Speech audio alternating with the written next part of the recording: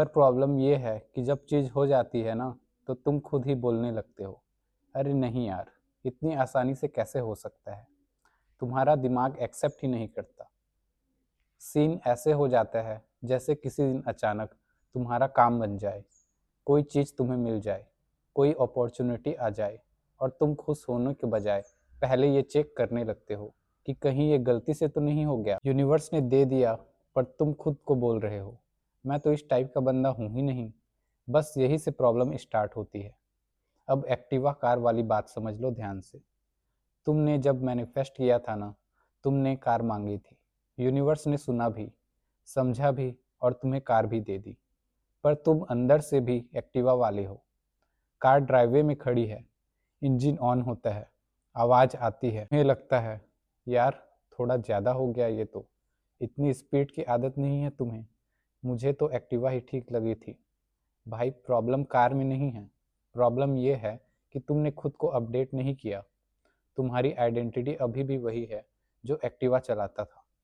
इसीलिए car uncomfortable लग रही है।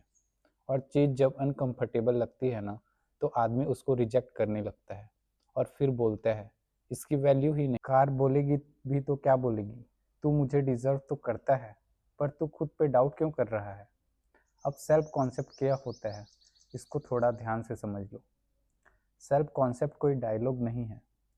सेल्फ कॉन्सेप्ट कोई इंस्टाग्राम लाइन नहीं है।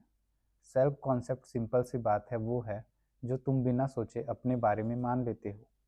तुम ये प्रूफ नहीं ढूंढते कि तुम सांस ले रहे हो, तुम बस मान के चलते हो।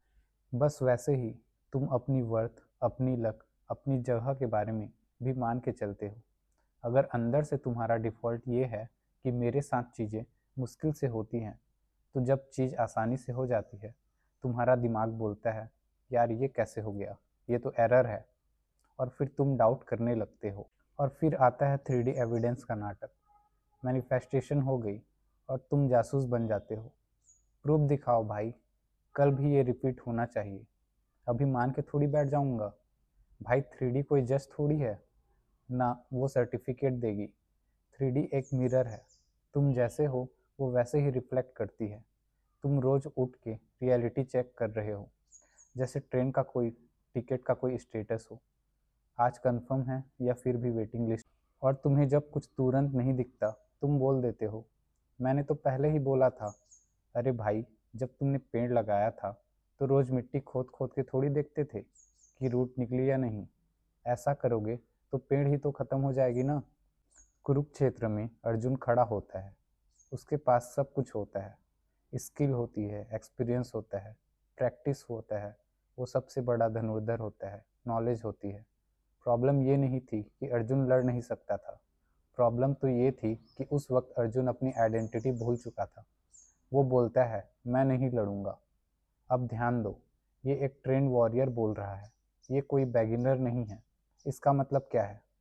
इसका मतलब है कि जब सेल्फ कॉन्सेप्ट हिल जाता है, तो सब कुछ होने के बाद भी आदमी फ्रीज हो जाता है। कृष्णा ने बस एक काम किया, उसे याद दिलाया कि तू कौन है, तू क्यों खड़ा है, ये काम तेरे थ्रू ही होनी है।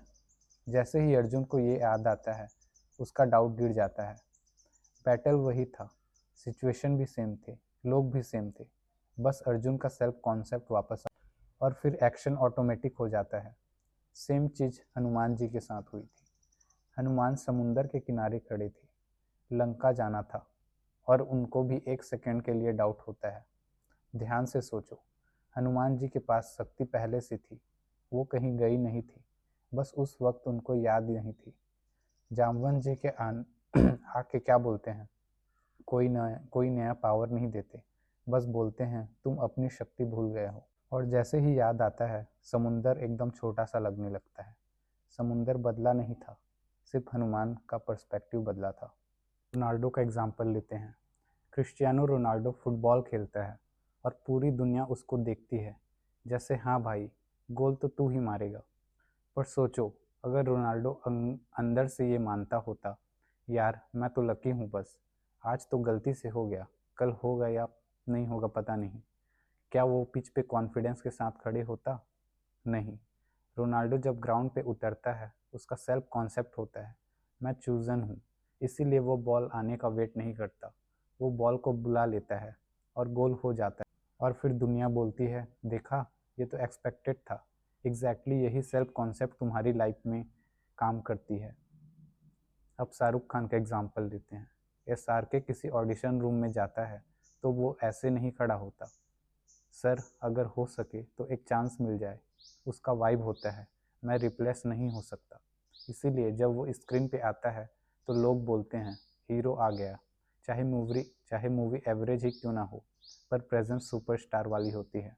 इसको कहते हैं आई एम इररिप्लेसेबल। तानिया मित्तल का बात करते हैं जो बिग बॉस में गई थी। उसको सब डिल्यूजनल बोलते थे, ओवर कॉन्फिडेंट बोलते थे, झूठी बोलते थे, सेल्फ ऑब्सेस्ड बोलते थे। पर आखिरी में क्या हुआ, वो फाइनलिस्ट बन गई। और बाकी जो प्लेयर्स लोग थे जो बोलते थे वो पहले ही निकल चुके थे। वो घर में घुसी इस बिलीव के साथ थी, आई am chosen, I M prioritised, I am irreplaceable. घर में सब बोलते हैं हम बेस्ट हैं, पर तानिया बोल रही थी तुम सब बेस्ट हो, पर मैं 1% ज़्यादा बेस्ट हूँ। बस वही 1% कैमरा डिसाइड करता है, स्पॉटलाइट डिसाइड करता है। लोग बोले डिल्यूजनल है, पर रियलिटी आखिर में कुछ और ही हुई।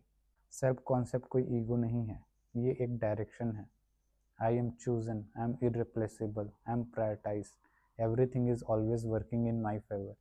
इनको मान लेने से दुनिया नहीं बदलती, तुम दुनिया को कैसे देखते हो वो बदल जाता है। यूनिवर्स कभी गलत एड्रेस पे पार्सल नहीं भेजता।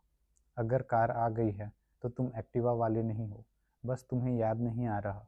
अर्जुन को याद दिलाया गया, हनुमान को याद दिलाया गया, तुम्हें भी बस याद दिलाना है। अगली बार अगर तुम्हें खुद पर डाउट आए तो सिर्फ इतना बोलना, हो गई भाई, अब बस आदत डालनी है।